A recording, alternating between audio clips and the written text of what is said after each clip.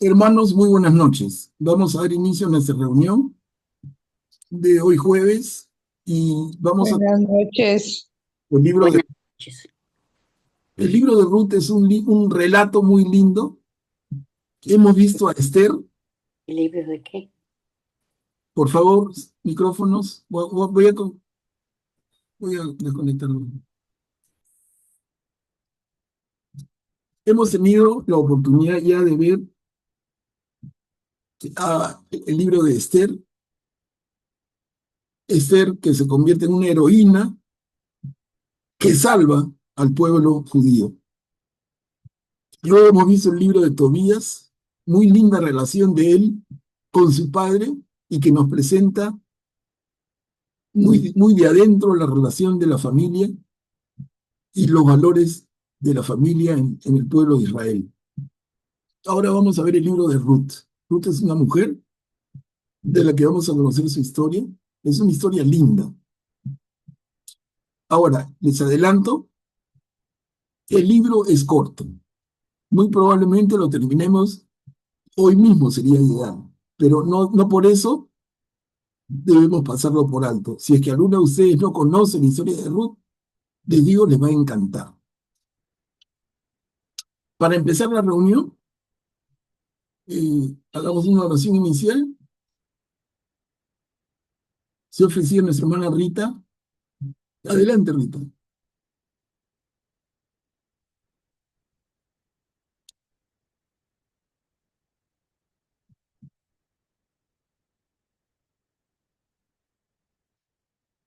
Rita, Sí, ahora sí. Estamos ante ti, Espíritu Santo, reunidos en tu nombre. Tú que eres nuestro verdadero consejero, ven a nosotros, apóyanos, entra en nuestros corazones.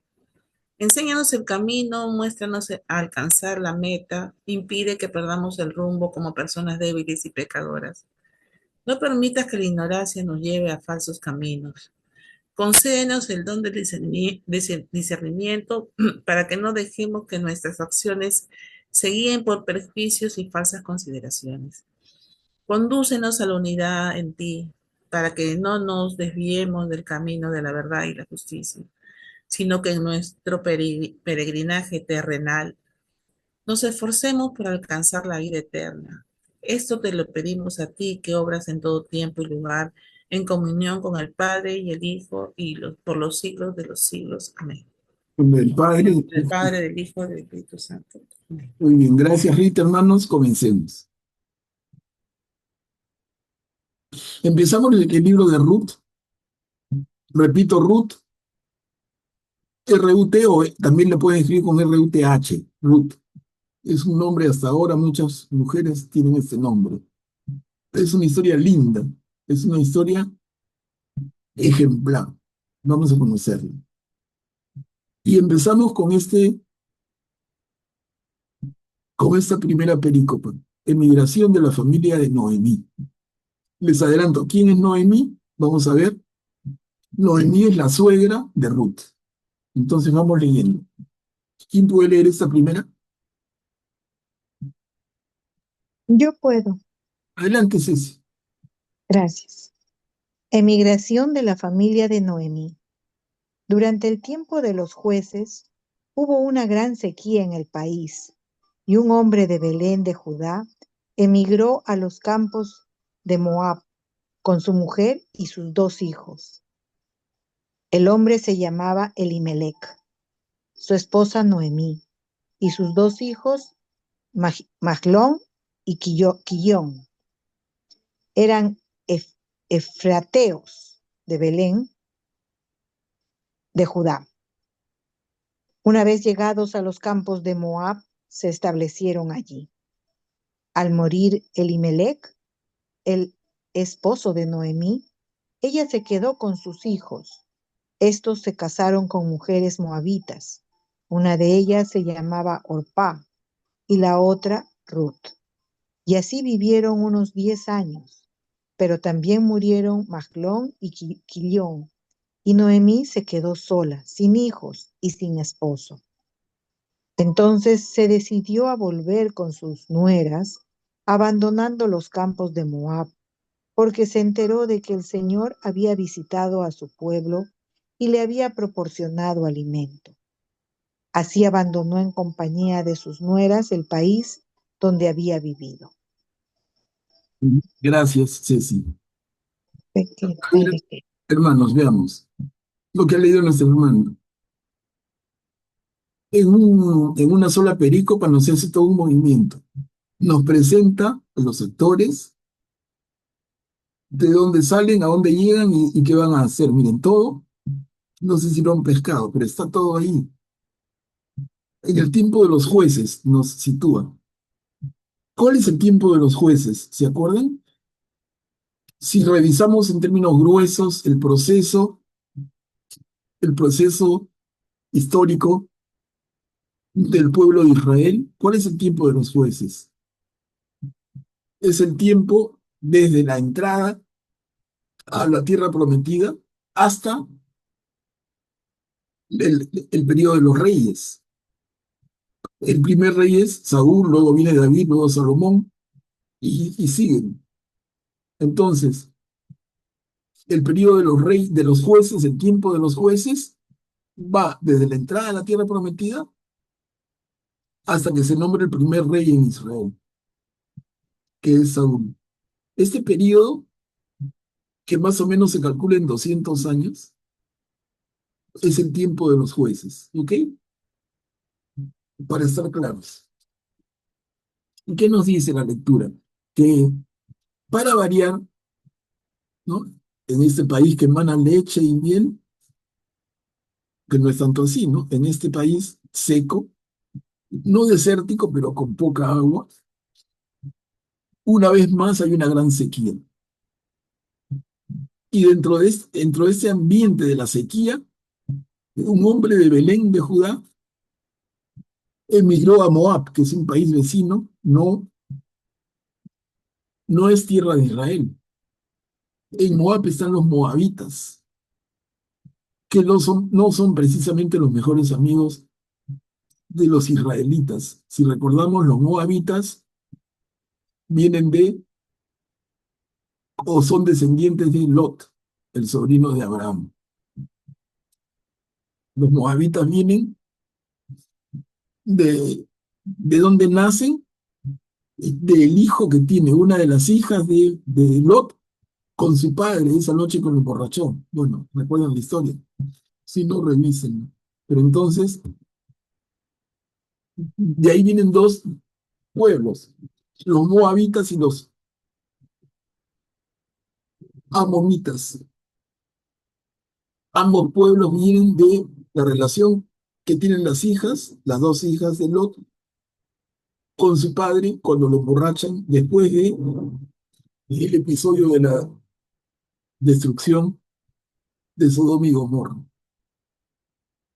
¿Y dónde leemos eso? En el libro del Génesis. Entonces, todo esto nos sitúa en las primeras dos líneas. Miren, nos sitúa muy rápido. Y dice, este hombre de Belén de Judá, que se traslada con su familia y sus dos hijos, se llama Elimelec. Su esposa Noemí y sus dos hijos Maglón y Quilión.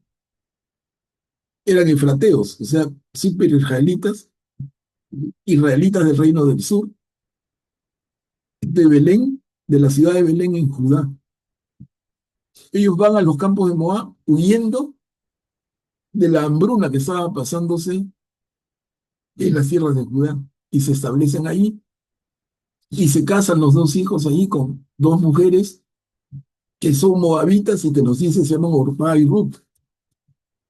Elimelec, el marido de Noemí, fallece, entonces Noemí se queda viuda. Los dos hijos casados con dos moabitas viven unos 10 años, pero también mueren.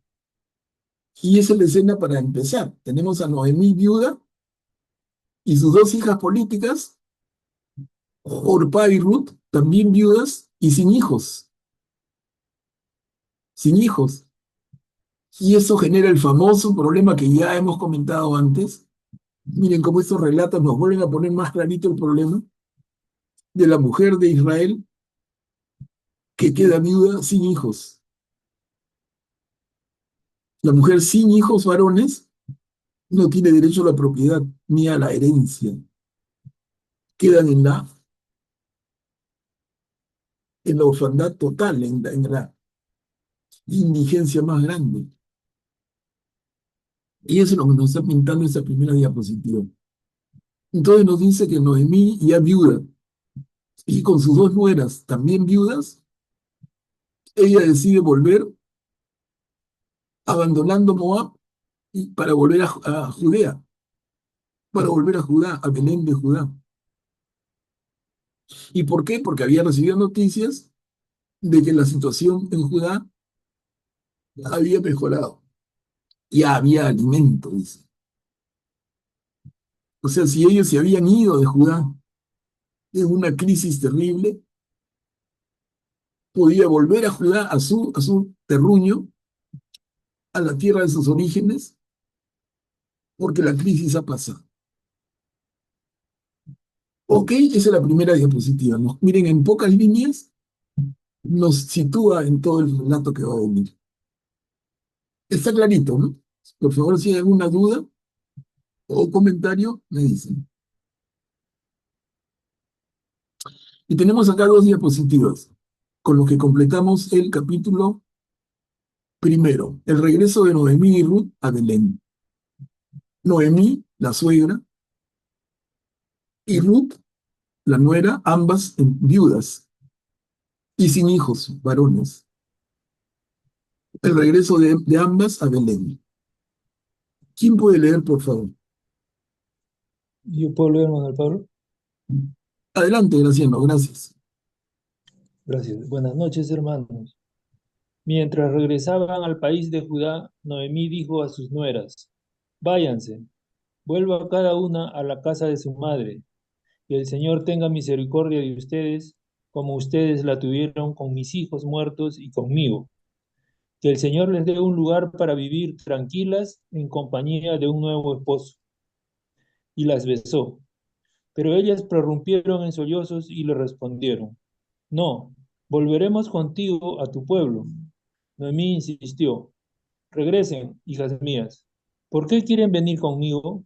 ¿Acaso tengo aún hijos en mi seno para que puedan ser sus esposos? Vuélvanse, hijas mías, vayan. Yo soy demasiado vieja para casarme, y aunque dijera que todavía no perdí las esperanzas, que esta misma noche voy a unirme con un hombre y que tendré hijos, ¿esperarían ustedes hasta que ellos se hagan grandes? ¿Dejarían por eso de casarse? No, hijas mías, mi suerte es más amarga que la de ustedes, porque la mano del Señor se ha desatado contra mí. Ellas volvieron a prorrumpir en sollozos, pero al fin Orpá despidió a su suegra con un beso, mientras que Ruth se quedó a su lado. Ujú.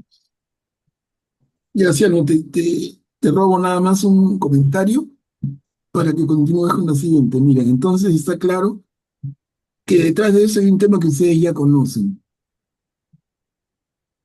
¿no? El tema es cuando dice, van a esperar que yo vuelva a tener hijos y ustedes van a esperar que esos hijos crezcan para que se casen con ustedes.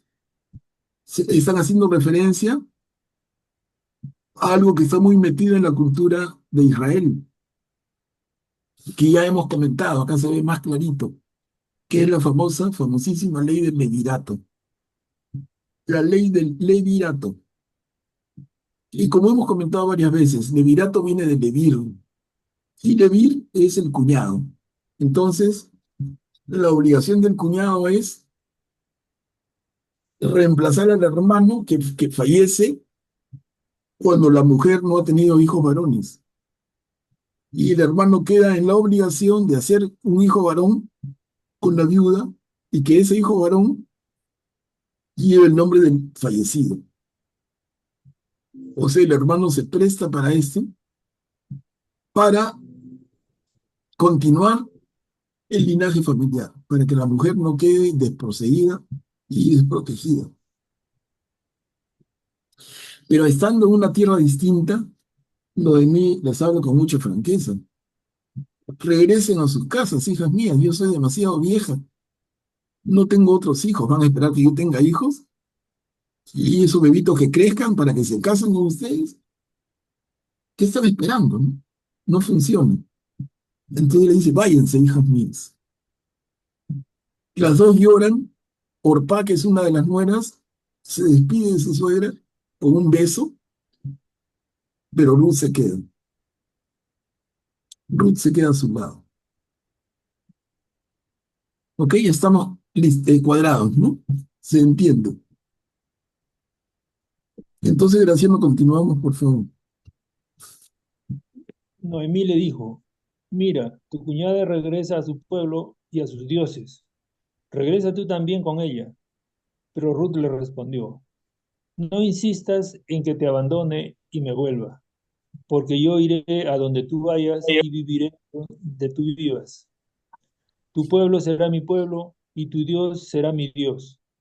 Moriré donde tú mueras y allí seré enterrada.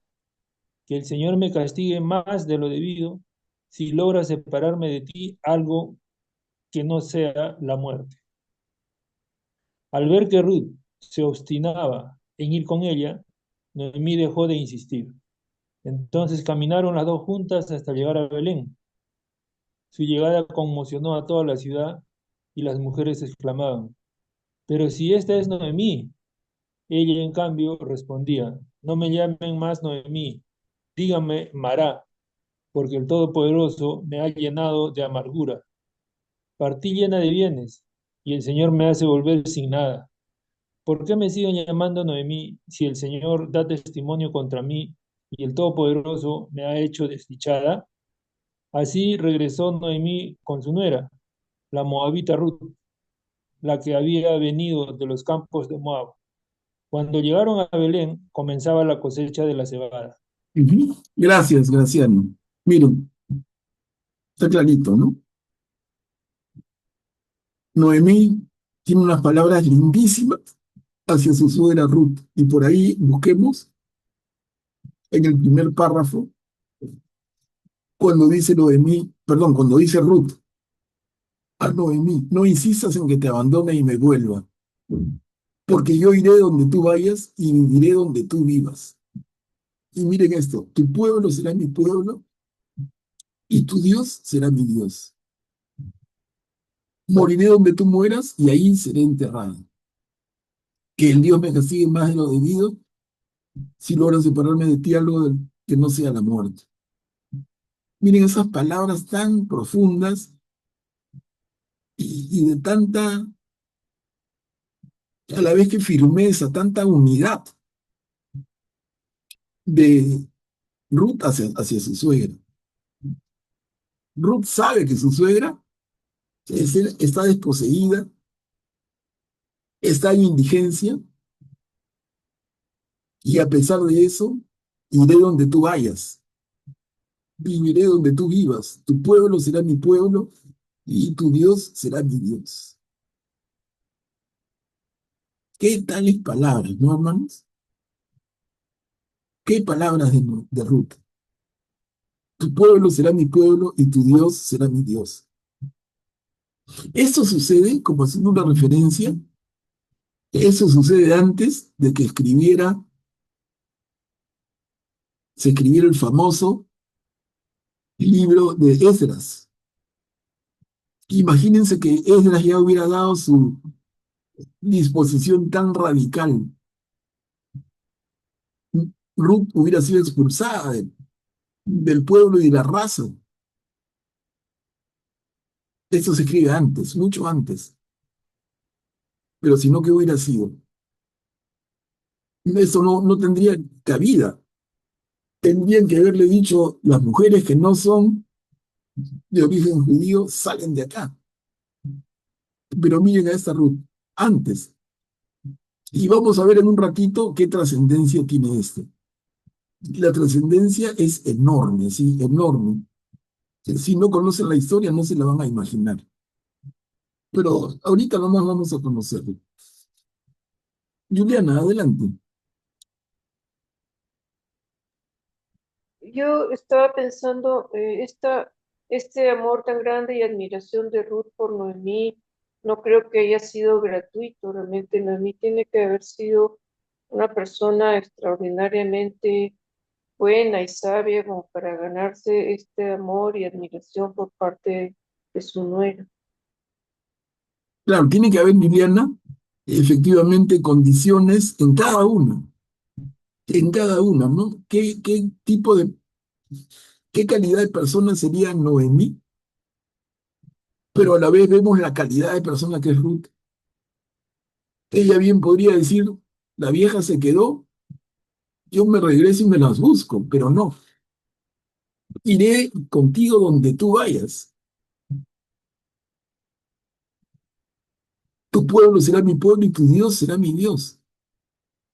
Es una calidad en Ruth. De hecho, que Noemí tiene que haber sido tan excepcional persona para ganarse ese afecto también. O sea, buen par se juntaron, ¿no? En el buen sentido. Dos personas tan valiosas. Adelante, Augusto. Sí, para notar algunas tradiciones, ¿no? Que se siguen manteniendo el pueblo de Israel aquí, como que le llama hija, ¿no? A Ruth, ¿no? No siendo su madre verdadera, pero es la costumbre que se había hecho hija, como vimos también en el libro de Tobías, ¿no? Que pasaba lo mismo, ¿no? Y también los nombres, ¿no? Como los nombres para el pueblo judío eran tan importantes que tenían siempre un significado, ¿no?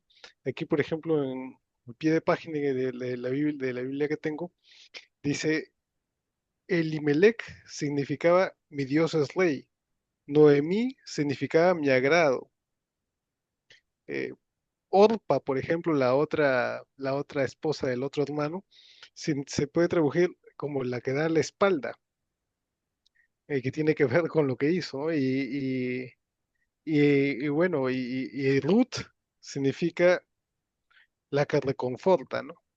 O sea, todos, no, todos los nombres tienen un significado particular, no es como ahora, ¿no? Que se dan los nombres por qué te gusta más o tienen un significado particular para un momento particular. Claro. Ujú. Bien, Augusto, muchas gracias. Entonces regresan, Ruth con su suegra Noemí, regresan a Belén de Judá, y nos dice el texto que cuando llegan a Belén, la gente dice, es Noemí. Y ella responde, no me llamen más Noemí, como dice Augusto, llámenme Mara, porque Dios, el Todopoderoso, me ha llenado de amargura. Y así regresan Noemí con Ruth de Moab a Belén de Judá. Y coincide que en este periodo, en esta etapa del retorno de ellas, empieza la cosecha de la cebada. Miren, rapidito se teje la historia. Entramos al capítulo 2, y les repito, son solo 4 capítulos en toda la historia. La generosidad de Booz. Son 3 diapositivas. ¿Quién es Booz? Vamos a conocerlo pronto. ¿Quién puede leer? Acá vamos a leer en esas 3 diapositivas el capítulo 2 entero.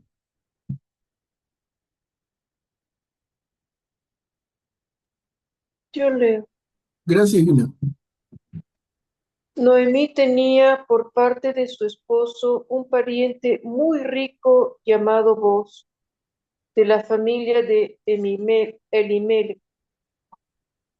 Ruth la moabita dijo una vez a Noemí, déjame ir a recoger espigas al campo, detrás de alguien que me haga ese favor. Puedes ir, hija mía, le respondió ella. Entonces Ruth se puso a recoger espigas en el campo, detrás de los que cosechaban, y tuvo la suerte de hacerlo en una parcela perteneciente a Boz, el de la familia de Elimelech. Perdón, Juliana, te hago una interrupción para explicar. Miren, eso de recoger espigas en el campo, ¿qué significa? Ese es una de los preceptos judíos, uno de los 613 preceptos judíos. O sea, está en la ley de Moisés. ¿Qué dice este precepto en particular? Y en particular, y digo, de cara a los pobres, a los desposeídos, a los que no tienen nada, como es el caso ahorita de Noemí y Ruth, ¿no? Un pobre, cuando están en el periodo de cosecha, puede ir detrás de los que cosechan y recoger lo que ellos no recogen. Entonces, no es un proceso de cosecha, pues, eficiente al máximo, en que no dejan ni una pajita, no. Los cosechadores pasan por el campo, pasan cosechando, pero van quedando algunos residuos, algunas espigas. Y las personas pobres pueden ir de- detrás de los cosechadores recogiendo. Y eso, que acá lo cuentan como que Ruth lo va a hacer, eh, es algo que sugiere la propia ley judía, ¿no? El judío dice, no, cuando coseches, no seas 100% eficiente, deja algo para los pobres. Esas migajitas, esas espigas que se te escapan y no puedes cosechar, que la recojan los pobres y que eso sea su alimento. Entonces, esto que estamos leyendo, y por eso le pedí disculpas a Yelena para interrumpirla, pero responde a la cultura judía. No, no es que vos fuera descuidado, eso era parte de su ley, parte de los preceptos que tenían que seguir, parte de la ley de Moisés. Pero antes de seguir, Juliana, Augusto ha levantado la mano. Adelante, Augusto. Sí, solo quería comentar que esa costumbre se mantiene hasta la actualidad. Por ejemplo, yo que siembro arroz y que he cosechado arroz hace una semana, siempre, bueno, ahora se cosecha con máquina, ¿no? Antes era con gente, ¿no? Pero de ambas formas, una vez que pasa la máquina o con la gente, cuando se hacía con gente, no corta eficientemente todo parejo, ¿no? Siempre se cortan espigas, siempre algunas plantas caen, la chanca de la máquina y queda el arroz. Y la gente a veces en algunos campos van detrás de la máquina, pero como es medio peligroso, yo prohíbo eso y yo digo, cuando acaben la poza y a la gente que entre, ¿no? Y son gente necesitada o pobre que entran y van revisando y van sacando y van llenando sus bolsitas con las espigas que quedan, ¿no? Entonces es una costumbre que viene de esa época, ¿no? Y eso se ha mantenido, ¿no? Gracias, Augusto. Ceci, adelante. Bien, sí, justo quería también, me acordaba cuando yo vivía en Arequipa, se conocía con el nombre de payapo, vamos a payapar, decían, ¿no? Han sembrado en la parcela de la familia tal papas, ya terminó la cosecha y entraba el resto de la gente, pues que no había participado, no eran los peones, ¿no? A recoger, digamos que la de tercera calidad, ¿no? Porque la primera y segunda ya se habían ido, pues, ya vendida, pero eso le conocíamos como vamos a paliapar, ¿no? Me imagino que debe ser un término derivado del quechua.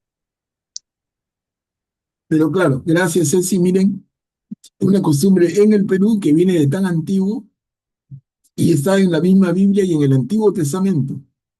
Este libro fácil es de varios siglos antes de Cristo. Imagínense la cantidad de años de esta costumbre. Y como digo, establecida en las leyes de Moisés. Imagínense. A ver, continuamos, Juliana, por favor, nos quedamos para empezar el segundo párrafito, ¿no? En ese preciso momento llegaba voz de Belén y saludó a los cosechadores diciendo, el Señor esté con ustedes. El Señor te bendiga, le respondieron. Vos preguntó al capataz, ¿de quién es esta muchacha? El capataz le respondió, es una joven moabita que volvió con Noemí de los campos de Moab. Ella pidió que le permitieran recoger y juntar las espigas detrás de los cosechadores. Desde que llegó por la mañana, ha estado de pie todo el tiempo y ahora está aquí descansando un poco.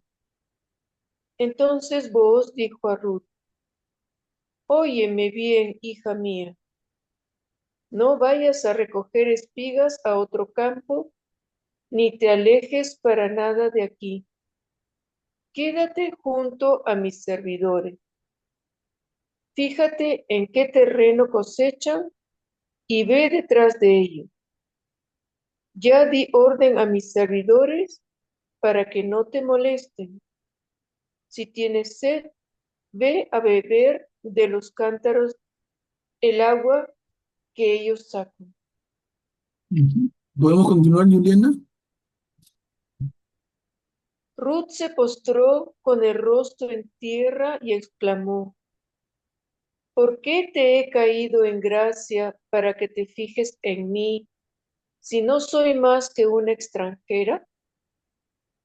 Booz le respondió: Me han contado muy bien todo lo que hiciste por tu suegra después que murió tu marido, y cómo has dejado a tu padre, a tu madre y a tu tierra natal para venir a un pueblo desconocido. Que el Señor te pague lo que has hecho, que te recompense con creces el Señor, el Dios de Israel, al que has acudido para refugiarte bajo sus alas.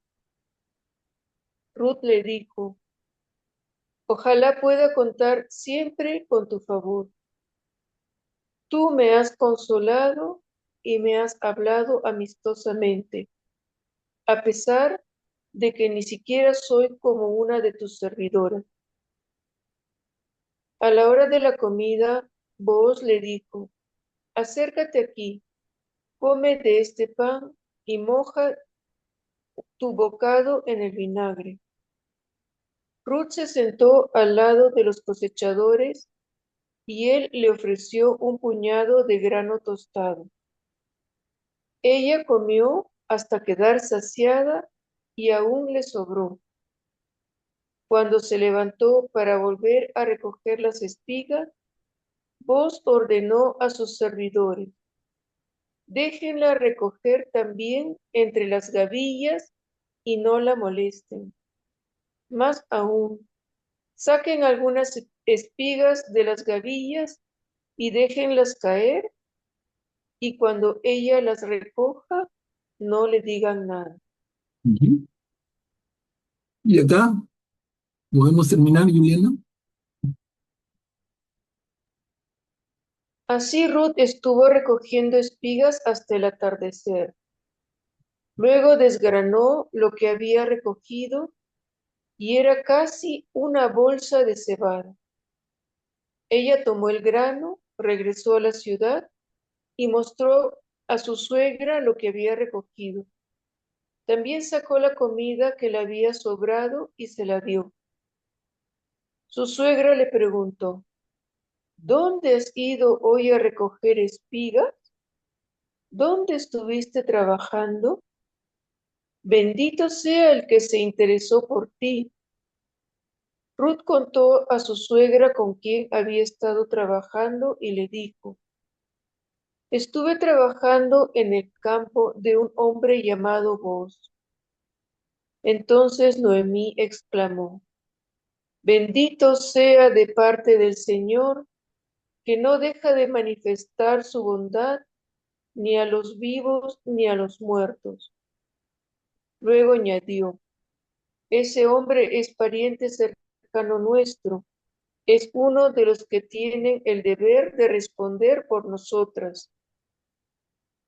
Ruth dijo a su suegra: Incluso me permitió quedarme con sus servidores hasta que termine la cosecha.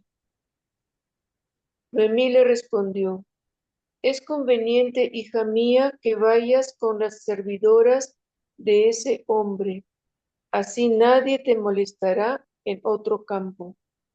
Ruth siguió recogiendo espigas con las servidoras de Booz hasta que terminó la cosecha de la cebada y del trigo. Mientras tanto, vivía con su suegra. Gracias, Juliana, me ha ido largo. Pero está clarita, el relato está clarito, ¿no? Miren, la intención de Ruth de ir al campo de Booz y recoger las espigas que quedaban en la cosecha, es para que ellas puedan sobrevivir, para que puedan alimentarse. Y está cumpliendo de hecho, ¿no? De hecho que está cumpliendo su cometido. Vayamos al capítulo 3. Acá Em, se pone picante. El consejo de Noemí a Ruth. Vean. Me disculpa, con respecto al anterior, vi una parte donde decía, bendito sea de parte del Señor, que no deja de manifestar su bondad ni a los vivos ni a los muertos. ¿Y a qué se refiere con ni a los muertos? Porque para ellos, entiendo que para ellos los muertos estaban muertos. O sea, no tenían más esperanza, ¿no? No, es que lo que pasa es que en el pueblo de Israel había esa confusión, digamos, o esas posiciones encontradas. En el pueblo en general, la posición era de una vida después de la muerte. Y los que traen la idea de que la vida se acaba acá y que no hay nada más son los saduceos, que es posterior a esto. Los saduceos son los nuevos sacerdotes en el templo desde la victoria macabea, siglo II antes de Cristo. Pero antes que ellos, en el antiguo Israel o en el anterior Israel, habían estos conceptos de ángeles, de vida después de la muerte, y a eso se refiere, ¿no?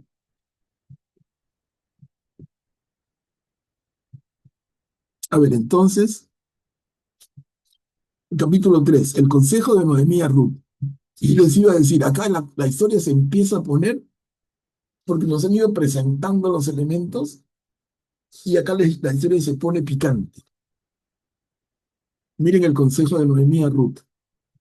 La suegra a la hija política viuda. ¿Quién puede leer? Yo leo. El consejo de Noemí a Ruth. Entonces Noemí, su suegra, le dijo, hija mía, yo quisiera conseguirte un lugar seguro donde puedas ser feliz. Por otra parte, vos, el hombre con cuyas servidoras estuviste, es pariente cercano nuestro. Esta noche él estará aventando la cebada en la era. Lávate, perfúmate, cúbrete con tu manto y baja a la era. No dejes que te reconozca antes que termine de comer y beber. Cuando se acueste, fíjate en el lugar donde él está acostado. Entonces ve, destápale los pies y acuéstate allí. Después, él mismo te indicará lo que debes hacer. Ella le responde, haré todo lo que me has dicho. Obedí. Gracias, Beatriz. Miren, hermanas y hermanos, el consejo de Noemí a Ruth, ¿se entiende?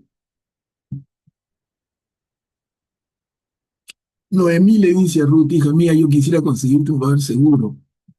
Es decir, yo quiero conseguirte un marido, ¿no? La chica está viuda y ya hemos repetido 100 veces qué significa ser viuda y sin hijos varones en ese tiempo y en esa parte del mundo. Hija mía, yo quiero conseguirte un lugar seguro donde puedas ser feliz. Lo podemos leer, yo quisiera conseguirte un marido. Y vos es pariente cercano nuestro.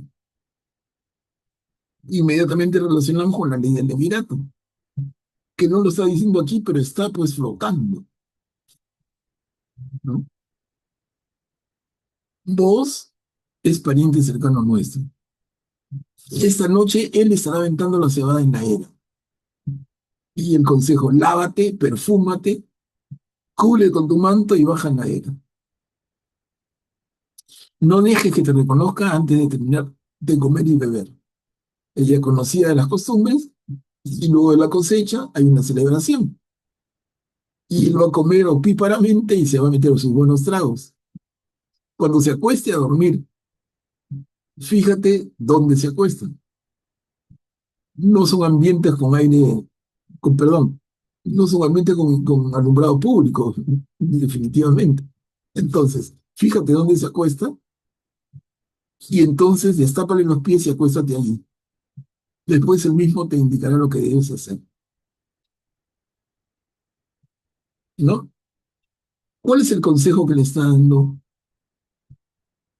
la suegra a Ruth?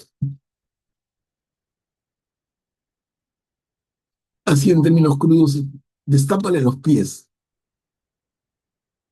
¿A qué se refiere? No sé si ustedes han podido ver en los pies de página de sus Biblias, si es que han podido pescar.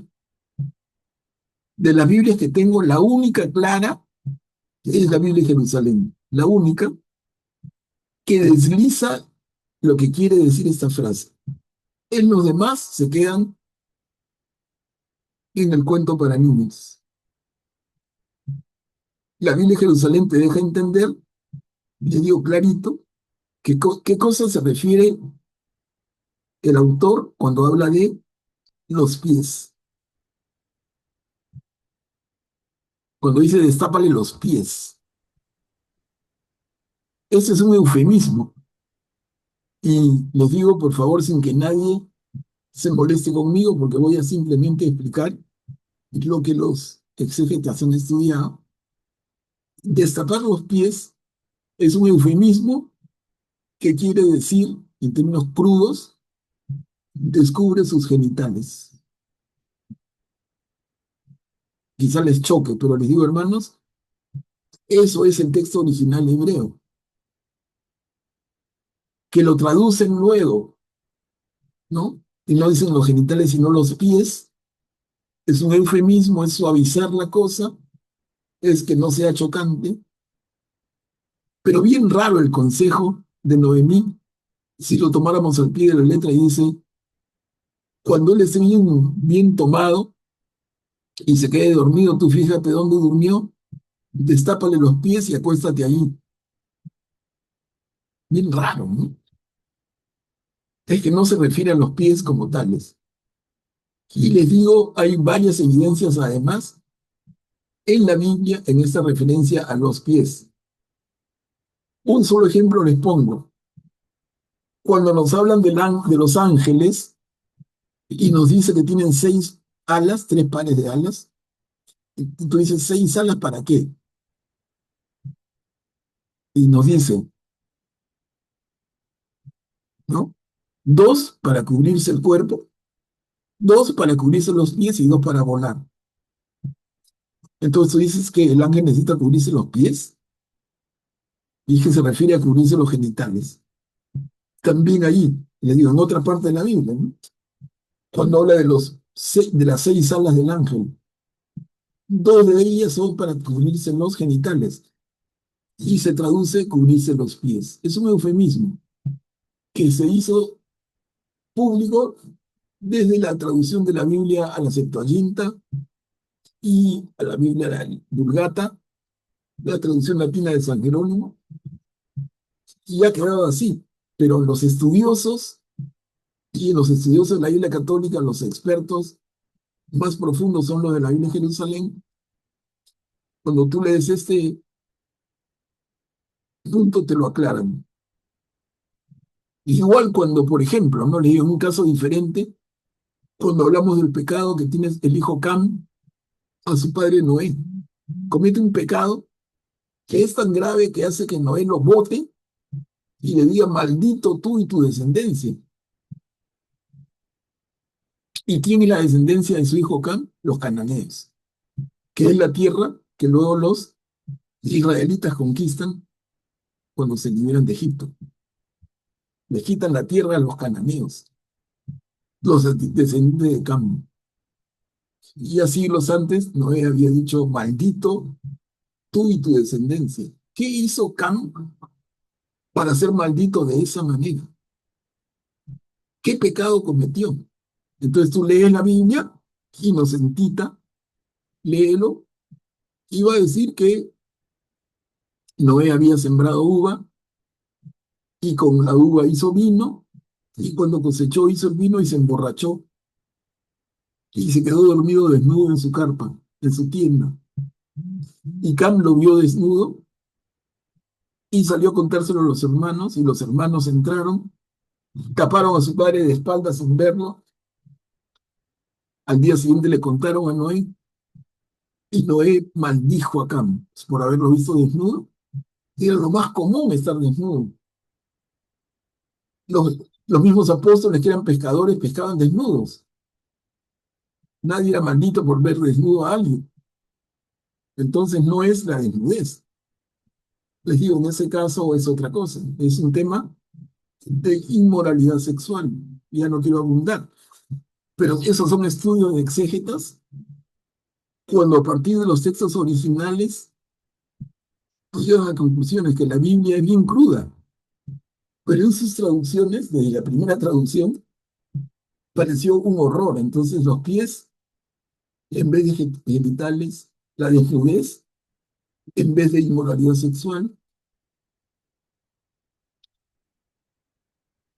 hay esto, ¿no? Entonces, bueno, regresemos a nuestro caso.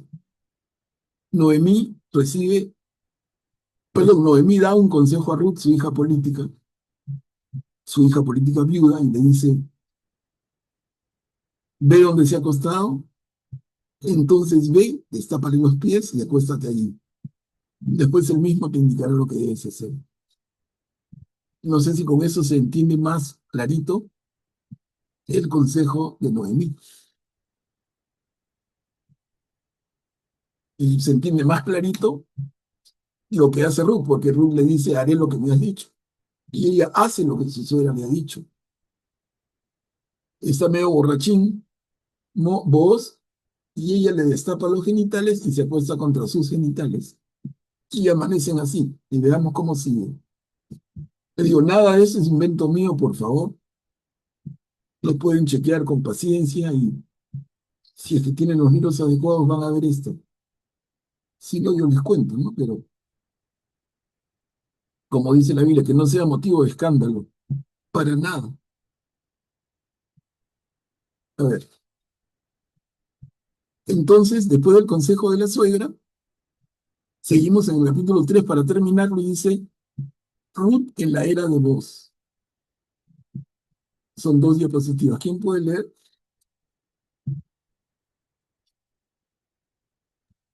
Yo puedo leer. Adelante, Graciela. Ruth bajó a la era e hizo todo lo que su suegra le había mandado. Boaz comió y bebió y se puso alegre. Luego fue a acostarse junto a la parva de cebada. Ella fue sigilosamente, le destapó los pies y se acostó. A eso de la medianoche, el hombre se despertó sobresaltado y al incorporarse vio que había una mujer acostada a sus pies. ¿Y tú quién eres? Le preguntó. Soy Ruth, tu servidora, respondió ella. Extiende tu manta sobre tu servidora, porque a ti te toca responder por mí. Él exclamó, que el Señor te bendiga, hija mía. Tú has realizado un segundo acto de piedad filial, mejor que el primero, al no pretender a ningún joven, ni pobre ni rico. Y ahora no temas, hija mía. Haré por ti todo lo que me digas, porque toda la gente de mi pueblo sabe muy bien que eres una mujer virtuosa. Es verdad que a mí me toca responder por ti, pero hay otro pariente más cercano que yo. Pasa aquí la noche y mañana, si él quiere ejercer contigo su derecho, que lo haga. De lo contrario, lo haré yo. Te lo juro, acuéstate hasta que amanezca. Se dan cuenta si él quiere ejercer contigo su derecho. ¿Cuál derecho? El derecho del levirato, el derecho del cuñado. Si hay un pariente más cercano que yo, un pariente más cercano de su ex marido, del marido fallecido, del Masloc. Entonces, hay uno más cercano, Vamos a verlo mañana. Acuéstate hasta que amanezca. Está manteniendo el recato y el cuidado. No es tampoco hacer público que él está acostado con Ruth. No, al amanecer, cuando todavía es oscuro, tú te vas a ir y vamos a leer. Pero, Augusto, adelante. Aquí en esta parte donde dice, porque a ti te toca responder por mí, en mi Biblia está, porque tú eres mi Goel, que es el término hebreo que significa redentor, que era el que estaba obligado a reivindicar los derechos. Estoy leyendo el pie de página aquí. El Goel era el que estaba obligado a reivindicar los derechos conculcados de un pariente que haya fallecido o que haya sido ofendido. Por ejemplo, liberándolo de la esclavitud, recobrando una propiedad que le hubiera sido injustamente arrebatada, exigiendo justicia contra un asesinato, o en este caso, cuando un pariente había fallecido, haciéndole justicia a la mujer, tomándola por la esposa, ¿no? Ujú. Perfecto, Augusto. Excelente complemento. Es lo mismo, ¿no? Augusto contribuyendo con términos más precisos, que yo no quiero complicarles mucho la vida, pero en buena hora estos aportes. El término es bohemio. Y es este tema del cuñado del levirato. Entonces, nos quedamos aquí y continuamos, Graciano, ¿no? Acuéstate, y le dice vos a Ruth, acuéstate hasta que amanezca. Y acá continúo.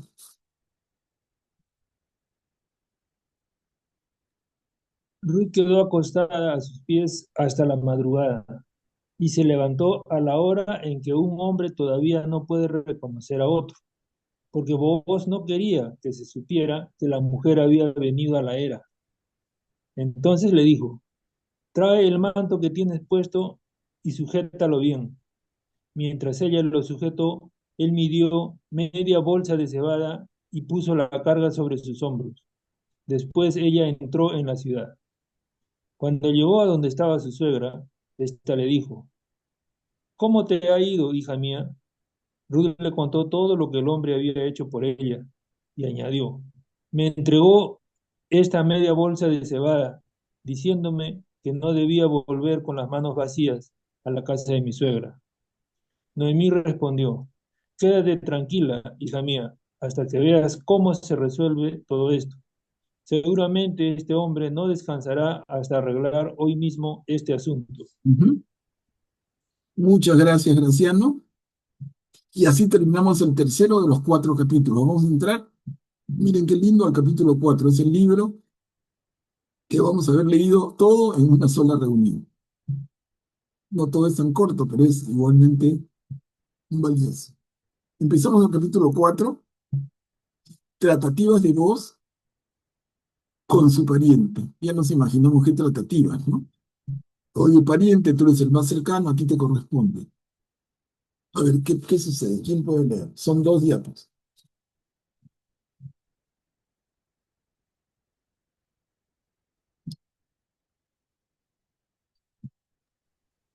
Yo leo. Tratativas de Booz con su pariente.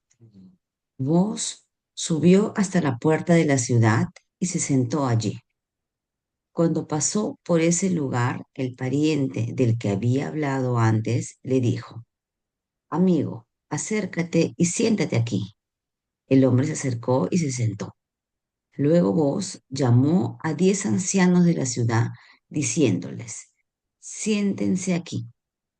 Ellos se sentaron y él dijo a su pariente, Noemí ha vuelto de los campos de Moab y ha puesto en venta la parcela de nuestro hermano Elimelech.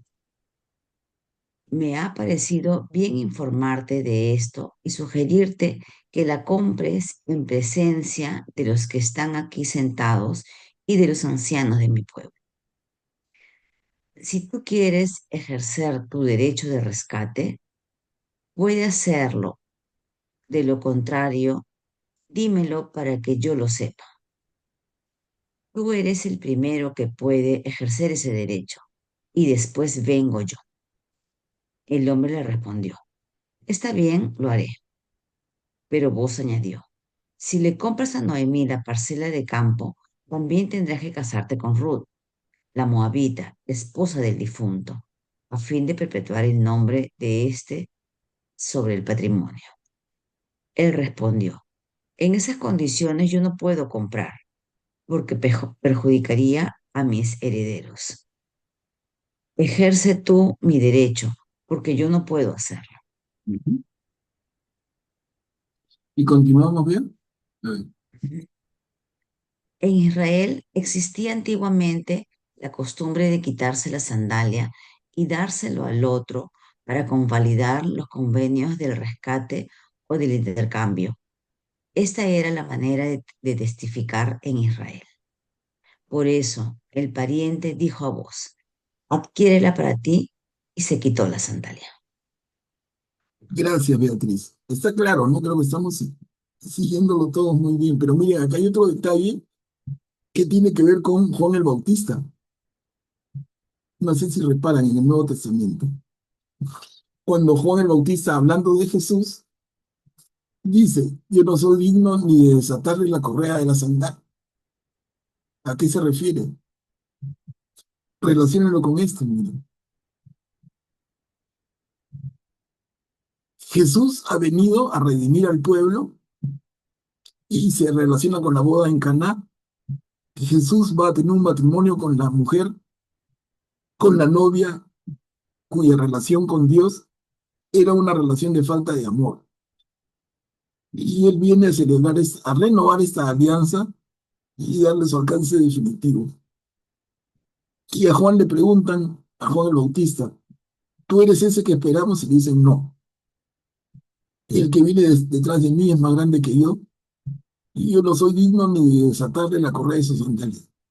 Miren, relaciónenlo, está clarito. No es tan fácil, pero tampoco es tan difícil relacionar, ¿no? Jesús es el Goel del pueblo de Israel. Y Juan dice, yo que vengo antes, no soy digno ni de desatarle la correa. O sea, porque si le desata la correa es porque, como en este caso, el pariente de vos no acepta el encargo y se quita la sandalia. Para quitarse la sandalia hay que desamarrarlo. Y Juan dice, yo no soy digno de desamarrarle la sandalia. El Señor ha venido a cumplir una misión. Y esa misión es la nueva alianza de Él con el pueblo de Dios. El nuevo pueblo de Dios, sus seguidores. La boda en Caná, donde no hay vino. Y Él pone vino en abundancia. Miren cómo se va relacionando todo en la Biblia, es una cosa maravillosa.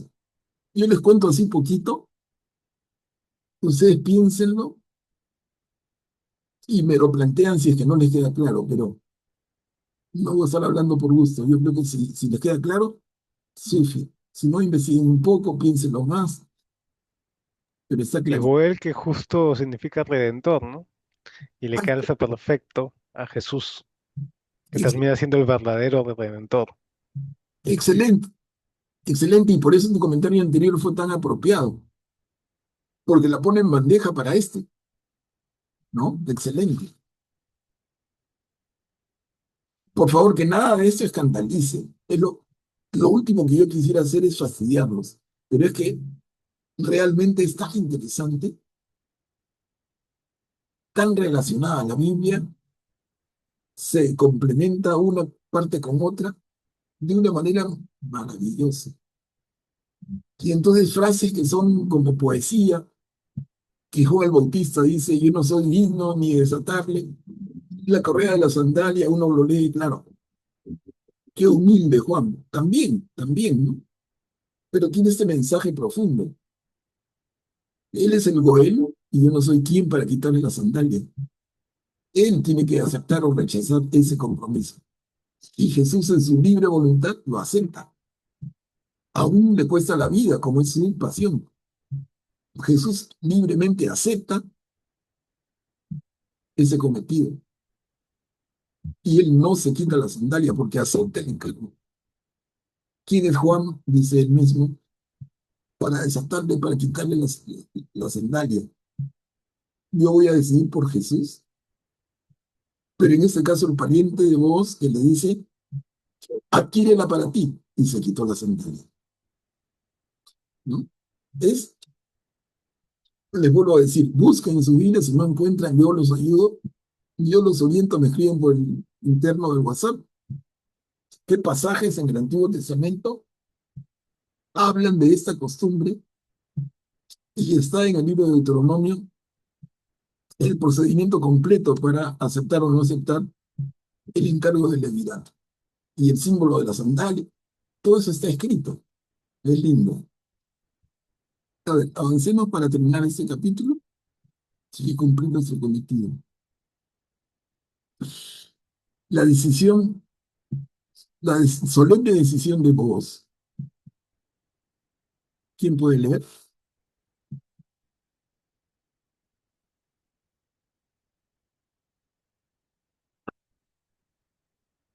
Yo leo. Gracias, adelante, encima. Entonces Booz dijo a los ancianos y a todo el pueblo: ustedes son hoy testigos de que yo compro a Noemí todas las posesiones de Elimelech, de Quilión y de Mahlón. También son testigos de que tomo por esposa a Ruth, la moabita, que fue mujer de Mahlón, para perpetuar el nombre del difunto sobre su patrimonio y para que ese nombre no desaparezca de entre sus hermanos ni en la puerta de su ciudad. Toda la gente que estaba en la puerta de la ciudad y los ancianos respondieron: somos testigos que el Señor haga a esta mujer semejante a Raquel y a Lía, las dos que edificaron la casa de Israel. Que llegues a ser poderoso en Efratá y adquieras renombre en Belén. Que el Señor te dé una descendencia por medio de esta joven, para que tu casa sea como la de Pérez, el hijo que Tamar dio a Judá. Gracias, Graciano. Varias pequeñas referencias a partes del Antiguo Testamento, ¿no? Raquel y Lía, las esposas de Jacob, Efratá, que es en Belén, Tamar,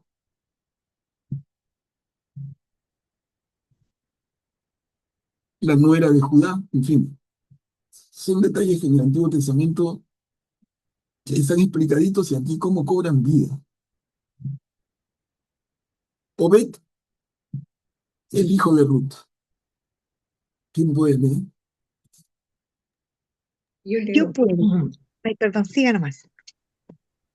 Booz se casó con Ruth y se unió a ella. El Señor hizo que ella concibiera y diera a luz un hijo. Entonces las mujeres dijeron a Noemí: bendito sea el Señor que hoy no te deja faltar quien responda por ti. Tu nombre será proclamado en Israel. Él te reconfortará y será tu apoyo en la vejez, porque te lo ha engendrado tu nuera que te quiere tanto y que vale para ti más que 7 hijos. Noemí tomó al niño, lo puso sobre su regazo y se lo entregó y se encargó de criarlo. Las vecinas le dieron su nombre, diciendo: le ha nacido un hijo a Noemí, y lo llamaron Obed. Este fue el padre de Jesé, el padre de David. Miren, hermanos, miren, hermanas.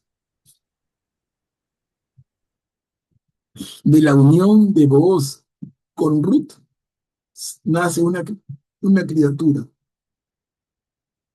Esa criatura es Obed, y Obed es el abuelo del rey David, de cuya descendencia viene Jesús. Entonces, cuando analizamos el árbol genealógico de Jesús, encontramos en el camino a David, el rey David, que es oriundo de Belén. Y cuando seguimos yendo para atrás, vemos que el abuelo del rey David es Obed, y Obed es hijo de Booz y Ruth la moabita, y Ruth la extranjera. La extranjera que si hubiera pasado más tiempo y venía Esdras, decía fuera las extranjeras. Y fuera las extranjeras con sus hijos. Entonces se hubiera ido Si hubiera ido Ruth o Obed, seguramente de regreso a Moab, más problemas para Ruth. Si no hubiera habido la descendencia que hubo, no hubiera nacido David. ¿Cómo hubiera sido todo, no? Entonces, de esta cosa, de esta historia, vamos viendo claramente cuál es la fuerza de este relato. Por un lado es un lindo relato, qué linda mujer, cómo quería su suegra, etcétera, etcétera. Pero la historia termina de una manera extraordinaria. De esta relación está el linaje del rey David. Y la última diapositiva para terminar el libro, genealogía de David, nieto de Obed. ¿Quién puede leer? Con eso terminamos el libro de Ruth. Yo puedo leer, Ceci, adelante. Gracias. no hay de qué. Genealogía de David, nieto de Obed. Esta es la descendencia de Pérez. Pérez fue padre de Hezrón. Hezrón fue padre de Ram. Ram fue padre de Aminadab. Aminadab fue padre de Nahzón. Nahzón fue padre de Salmá. Salmá fue padre de Boz. Boz fue padre de Obed. Obed fue padre de Jesé. Y Jesé fue padre de David. Gracias, Ceci. Miren, miren, miren, miren. Jesé fue padre de David, de ese joven pastor de ovejas, que luego tiene la hazaña heroica de enfrentarse al gran gigante Goliat. Luego pasa a ser parte de la corte del rey Saúl. Luego David mismo se convierte en rey. Es el gran rey de Israel, unifica el reino del sur y el reino del norte. El gran rey David, el periodo de oro de Israel. ¿Y de dónde aparece? Acá te presentan su genealogía, que es, como hemos visto antes, el equivalente judío del currículum vitae nuestro. Acá te dice todo. Es ingeniero, estudió en tal sitio, hizo tales cursos, trabajó en tales lugares y tiene tales referencias, ¿no? Todo eso en el pueblo de Israel es la genealogía. Augusto, adelante. Solo un detalle, aquí en mi Biblia, en lugar de decir fue padre de, está la palabra engendró, ¿no?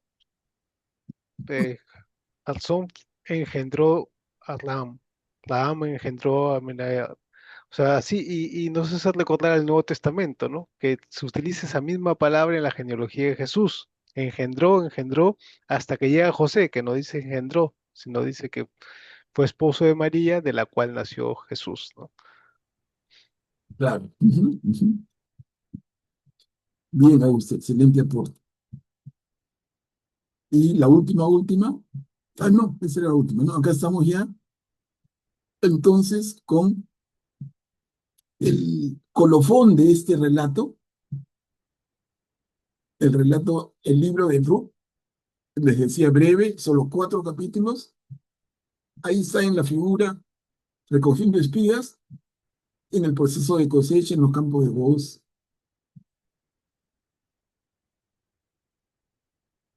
Pero miren la trascendencia de esta mujer. Ya vimos la historia de Esther, tremenda heroína del pueblo judío. Ahora hemos visto la historia de Ruth, que de una manera tan linda se convierte en la bisabuela del rey David. Y quería proponerles como siguiente tema, para comenzar el próximo jueves, otro libro de relato, también referido a otra mujer que merece ser conocida, que es Judith. Judith, o también se puede decir Judith, ¿no? El libro de Judith también nos va a presentar otra mujer fundamental en la historia de Israel. Quería proponerles eso, si están de acuerdo, porque como aprovechando la viada, no va a ser los salteados, ¿no? Vimos a Esther, vemos a Ruth, veamos a Judith, y nos queda un panorama de cómo en la Biblia también se rescatan la figura de mujeres realmente extraordinarias, que tienen aportes de una u otra manera. En el caso de Esther, salvó a todo el pueblo de Israel, perdón, a todo el pueblo judío. Y en el caso de Ruth, en la línea directa del rey David. Y vamos a ver el acto heroico de Judith. Una tremenda heroína también, de otra manera, un poquito más sangrienta, pero interesante conocerla. No sé, hermanos, a ver, vamos, ya estamos en la hora, pero si ustedes quisieran, por favor, opinar o alguna reflexión final, bienvenido. ¿Les ha parecido interesante la historia de Ruth? ¿Ya la conocían?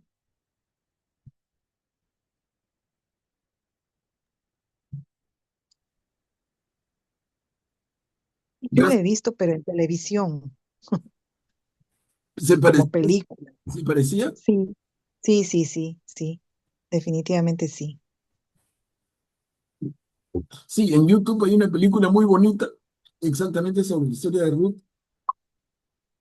Los que no lo han visto, les puedo pasar el enlace. Está muy bien hecho. Sería ideal, Manuel Pablo.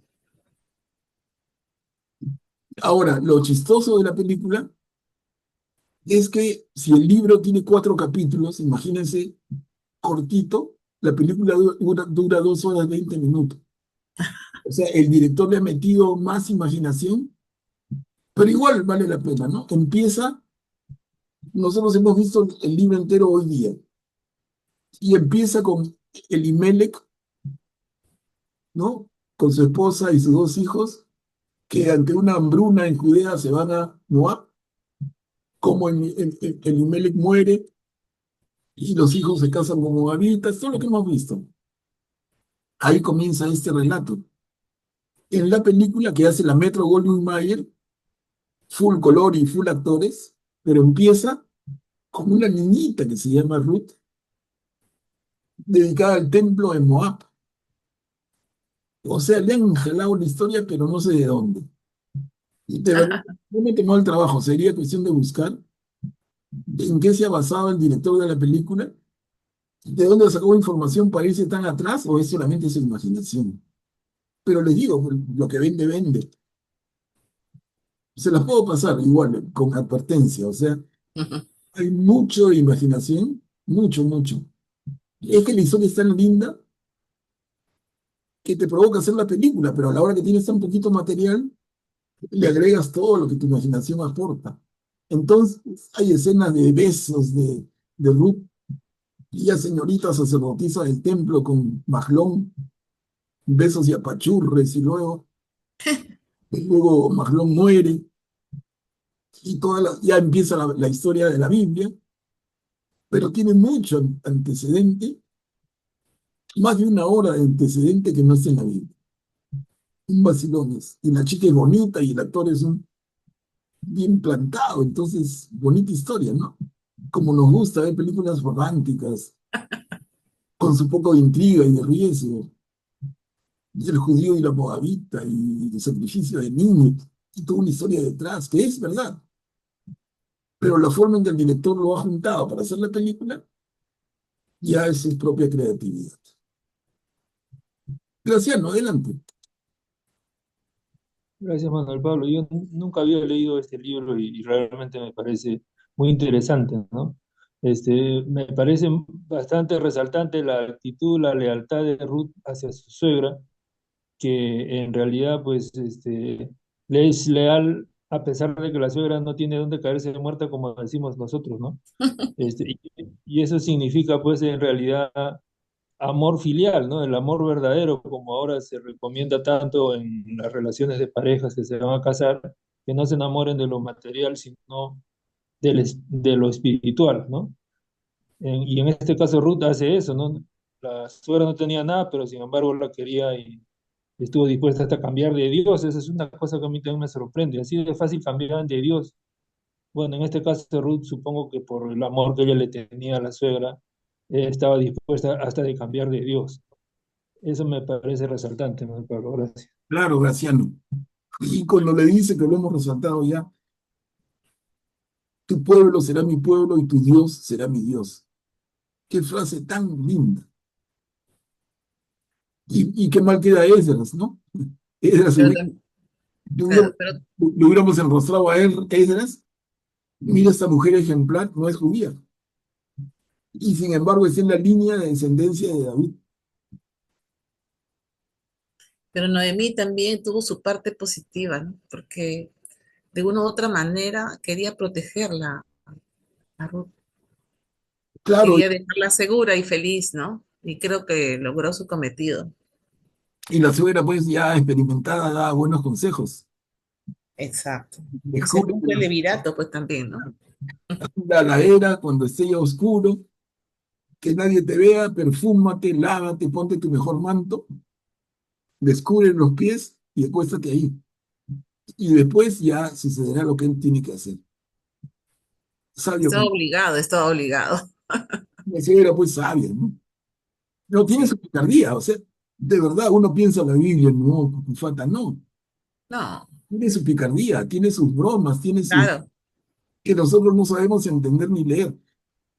Otro día conversaremos con nuestra ocasión, pero el tema de la alegría de Jesús. Uno tiene la idea de un Jesús muy serio, muy ceremonioso, y tenía sus arranques de palomillada, de picardía, como la tenía el Papa Francisco también, ¿no? Mm. Bromas, alegría. Una-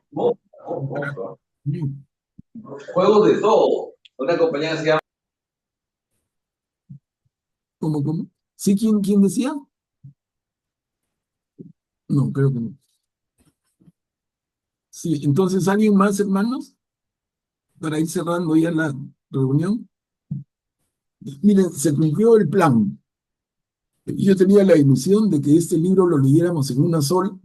A veces yo planeo y no se cumple porque hay demasiada participación, pero en este caso era cortito, o sea, hemos podido participar, pero se ha cumplido con empezar y terminar el libro en la misma. Tiempo.